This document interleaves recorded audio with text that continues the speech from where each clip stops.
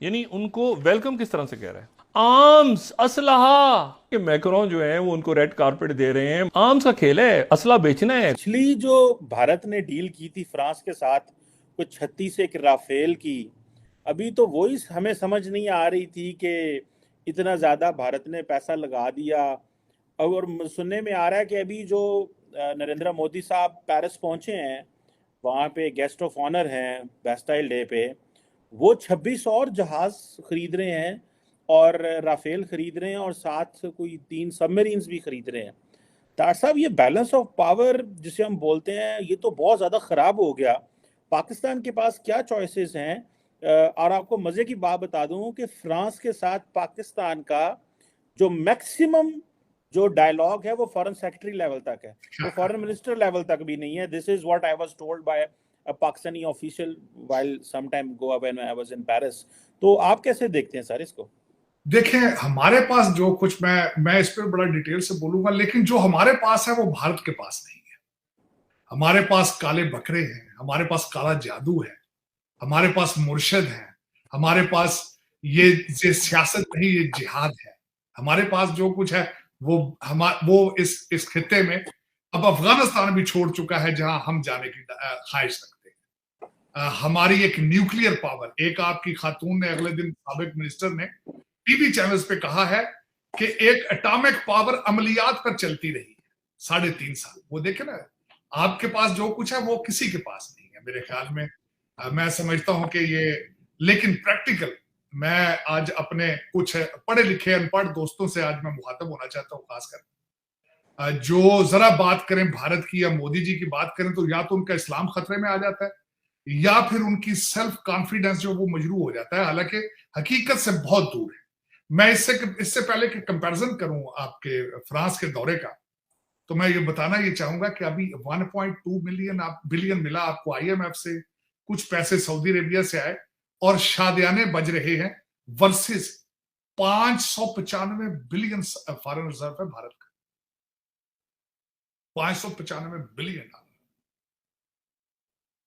और अगर मैं कहूं कि उनसे कुछ सीख लिया जाए तो बदतमीजी के तूफान शुरू हो जाते हैं। अब मैं बताना चाहूंगा कि आज फ्रांस में क्या हो रहा है। फ्रांस में क्या, मैं देखना, सबसे पहले तो ये बताना चाहूंगा कि ये 14 जुलाई को सबसे बड़ा जो होगा, मोदी साहब का छठा दौरा है, छठा। और 36 राफेल तैयारे थे, 36 पहले लिए थे, 26 आज ले रहे हैं, 80 हो जाएंगे उनके पास, और 3 स्कॉर्पियन सबमरीन ली जाएंगे। चीमा साहब, त्यारे लेना, एक तो पहले मैं ये बताना चाहूंगा कि राफेल त्यारे जो है ये किसके मुकाबले में है? ये F-18 हॉर्नेस त्यारे को सुपर, उससे उससे सुपीरियर एबिलिटी रखता है। और ये मरीन त्यारा है, ये उनके जो कार्गो शिप्स हैं उसके ऊपर से चलेगी, उससे भी आगे छोड़े। ये राफेल त्यारे फ्यूचर में अलायंस के साथ मिलकर भारत के अंदर असेंबल होंगे। इसकी काफी 51% ओनरशिप होगी रिलायंस की। और डासो, अभी अभी जेट तैयारों का अभी कॉन्ट्रैक्ट, अभी वो कहते हैं ना, अभी सूखा नहीं था वो कॉन्ट्रैक्ट, उसकी स्याही अभी सूखी नहीं थी। जो जेट तैयारे भारत के अंदर बनेंगे उनकी उस कॉन्ट्रैक्ट की स्याही अभी सूखी नहीं, ये दूसरा कॉन्ट्रैक्ट बनने जा रहा है। अब उसमें बताना चाहूंगा कि तीनों की तीनों अफवाज वहां जा रही हैं उनकी इस चीज में हिस्सा लेने के लिए, और उसमें पंजाब रेजिमेंट जा रही है। और पंजाब रेजिमेंट की हिस्ट्री जो है वो 100 साल पुरानी है फ्रांस के अंदर। 19 सितंबर 1915 में 900 सिख शहीद हुए थे पहली जंग अजीम। ये उसकी हिस्ट्री है। दूसरी सबसे बड़ी हिस्ट्री जो बनने जा रही है कि नेवी का जो दस्ता वहां चलेगा उसको भी एक खातून भारतीय निजात ऑफिसर जो है उसको लीड करेंगी, और जो एयरफोर्स का होगा वो भी उसको भारतीय निजात एक खातून लीड करेंगी। अब ये मैं बताना चाहूंगा, 3 राफेल तैयारे भारत के जो फ्लीट का हिस्सा है वो 14 जुलाई को उस परेड के ऊपर से गुजरेंगे। और उसके बाद एक शिप जो है वो भी जा चुका है, चेन्नई जिसका नाम है, जो वहां पे साइड पे वो उनकी पोर्ट के ऊपर जो है वो वहां खड़ा होगा। और तराना क्या चलेगा वहां पे, सारे जहां से अच्छा है हिंदुस्तान हमारा, ये तराना, इसकी धुनें प्रैक्टिस इसकी की जा रही है। और उसके बाद ये जो सबसे बड़ी बात ये है कि इस वक्त इस साल इस कुछ शॉर्ट पीरियड में 9 नई एम्बेसियां खोली गई हैं अफ्रीका के अंदर, सिर्फ इस वजह से असला बनेगा भारत में, बिकेगा अफ्रीका में, दुनिया में बेचेंगे। इसकी तैयारियां हो रही। और वर्सेस अगर हमारे जैसा बंदा करे कि अपने पड़ोसियों से कुछ सीख लें, तो बदतमीजी के तूफान शुरू हो जाते हैं। अगर कहा जाए कि भारत बुलंदियों को टच कर रहा है, तो भाई देखो, मैं एक वाहिद पाकिस्तानी हूं जो चीखता रहा हूं, अपने बच्चों को कहता रहा हूं कि भारतीय अखबारें पढ़ा कर। पढ़े किस तरह? इंग्लिश तो आती नहीं। ट्वीट करते हैं उर्दू में करते हैं, एक दूसरे को सारा दिन ट्रोलिंग करते हैं उर्दू में करते हैं। अंग्रेजी एक चैनल नहीं है, अंग्रेजी एक अखबार नहीं है।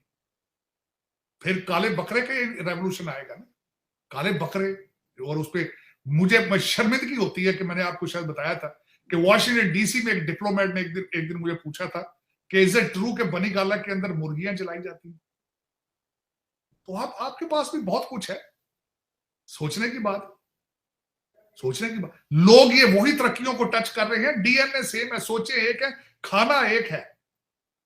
अगर नहीं है तो नेशनलिज्म नहीं है।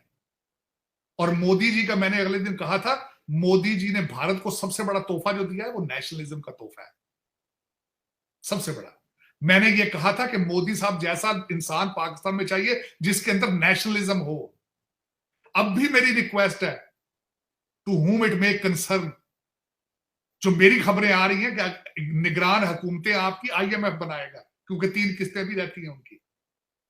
आपका निगरान सेटअप वॉशिंगटन डीसी में आईएमएफ डिसाइड कर रहा है कौन होगा। बाकर साहब होंगे या हफीज शेख साहब होंगे, कौन होंगे? तो मेरे ये उन 25 करोड़ लोगों के लिए मैसेज है, वो पाकिस्तानी नहीं है भाईजान, वो अमेरिकन एम्प्लॉई हैं, अमेरिकन इंस्टीट्यूशंस के एम्प्लॉई हैं। सिर्फ उनका इंटरेस्ट देखेंगे, वो आपका इंटरेस्ट नहीं देखेंगे। चले, लेकिन ये है कि हमारे जैसे लोग बोलते रहेंगे, एनर्जी वेस्ट करते रहेंगे अपनी। उसकी वजह यह है, मादरे मिल्लत है। मेरे जैसा बंदा पाकिस्तान के लिए कर नहीं कुछ सकता। चीखना तो मैं समझता हूं मेरी ड्यूटी है, क्योंकि जिसकी माल जो है 76 साल से ये खराब कर रहे हैं, उसको जलीलो ख्वार कर दिया उन्होंने। और दूसरा ये कि देखें, मैंने शायद आपके पिछले वीलॉग में भी कहा था, चीमा साहब, दुख वाली बात है कि दुबई में फैसले हो रहे हैं कि अगले 15 साल बारी बारी किस तरह आएंगे, किस तरह लूटेंगे, क्या करेंगे। देखें अब। और उसके बाद कल किसी ने कहा, जर्नलिस्ट ने, उसने कहा कि 16 अक्टूबर तक कुछ भी नहीं हो सकता इस मुल्क के अंदर, क्योंकि एक एचिसोनियन, एक कोलंबिया यूनिवर्सिटी का, एक कैम्ब्रिज यूनिवर्सिटी का एक ऐसा जुडिशियल ऑफिसर है कि जब तक वो मौजूद है पाकिस्तान में कुछ भी नहीं हो सकता। डेडलॉक पे आ चुका है पाकिस्तान। तो चले चीमा साहब, यही होता है। लेकिन फ्रांस के अंदर they are moving towards the next level. अब मैं बताना चाहता हूँ एक और बड़ी इंटरेस्टिंग बात। चीमा साहब, मैं वाहिद समझता हूँ, चंद और भी पाकिस्तानी होंगे, कि इस वक्त जो फ्रांस के अंदर इंडियन एम्बेसडर हैं, जावेद अशरफ उनका नाम है। मेरी आज से 20 साल पहले उनकी भारत में मुलाकात हुई थी। मैं एक फॉरेन डेलीगेशन के साथ, अमेरिकन डेलीगेशन के साथ वहां गया था। तो फीकी एक ऑर्गेनाइजेशन है, जिस तरह आपका चेंबर ऑफ कॉमर्स है, उसका दिल्ली के अंदर था, हमारी प्रेजेंटेशन थी और लंच था। तो स्पीकर ये जावेद अशरफ साहब थे। ये इंडियन एम्बेसी वॉशिंगटन डीसी में सर्व करके गए हैं और इस वक्त फ्रांस के अंदर वो एम्बेसडर है। मैंने रिसेंटली जब एक आर्टिकल पढ़ रहा था, उन्होंने बड़े अच्छे तरीके से बताया। उन्होंने कहा कि फ्रांस के साथ सिर्फ हमारा डिफेंस का नहीं है।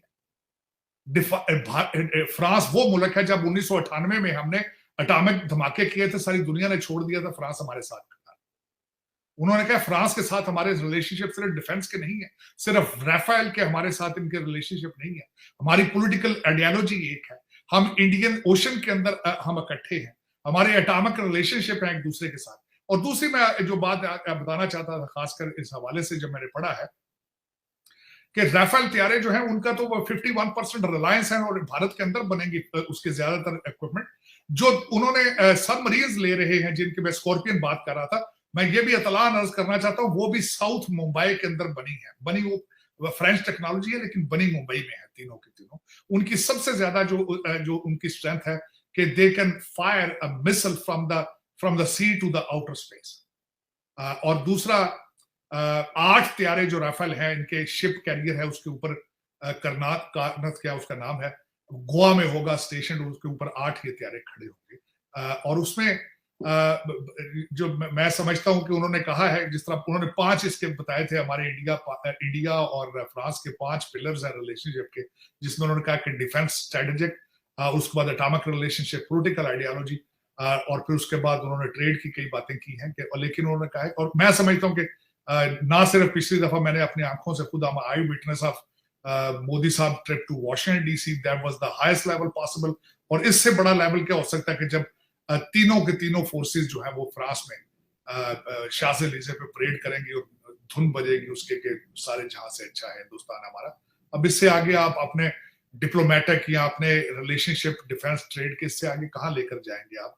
लेकिन इस वक्त अगर देखा जाए, मेरी हम्बल एक रिक्वेस्ट होगी, करना ना करना अलग बात है, लेकिन इसकी कवरेज को देखें जरूर। हर पाकिस्तानी को चाहिए इस कवरेज को देख के इन खबरों को पढ़े, शायद कभी हमें जिंदगी में शर्म आ जाए। डॉक्टर साहब, हम तो ब्लॉक कर देते हैं खबरें, हम चलाते ही नहीं है ये खबरें, ब्लॉक कर देते हैं।